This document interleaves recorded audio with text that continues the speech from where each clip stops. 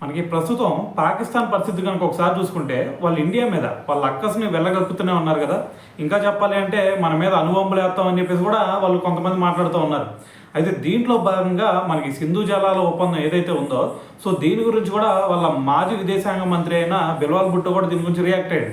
అయితే అతను అంటుంది ఏంటంటే, ఇప్పుడు ఇండియా వల్ల కాదు, నరేంద్ర మోడీ గారు ఎప్పుడైతే మరి పవర్లోకి వచ్చారో అప్పటి నుంచి కూడా పాకిస్తాన్కి చాలా నష్టం జరిగిందని చెప్పేసి, సో వాళ్ళు సింధు జలాల ఒప్పందం ఏదైతే ఉందో దాన్ని నిలిపేయడం వల్ల మరి చాలా నష్టం ఏర్పడింది పాకిస్తాన్కి అని చెప్పేసి అతనైతే కొన్ని కామెంట్స్ చేశాడనమాట.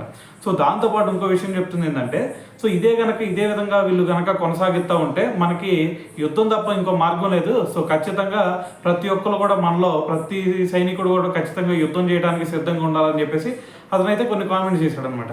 అయితే దీని గురించి మన బీజేపీ నేతలు కూడా కొంతమంది రియాక్ట్ అయ్యారు. సో దాంట్లో భాగంగా చూసుకుంటే మనకి మిథున్ చక్రవర్తి గారు కూడా దీని గురించి రియాక్ట్ అయ్యి, సో ఓకే, మీరు ఈ విధంగా కనుక మమ్మల్ని ఏదో భయభ్రాంతులు చేయాలని చెప్పేసి మమ్మల్ని రెచ్చగొట్టాలని కనుక మీరు చూస్తే ఖచ్చితంగా మా దగ్గర క్షిపణులు ఒకదాని తర్వాత ఒకటి ఖచ్చితంగా మీ దగ్గరకు వస్తాయి. సో మొత్తాన్ని కూడా లేపేస్తాయి, అది మాత్రం గుర్తుపెట్టుకోండి.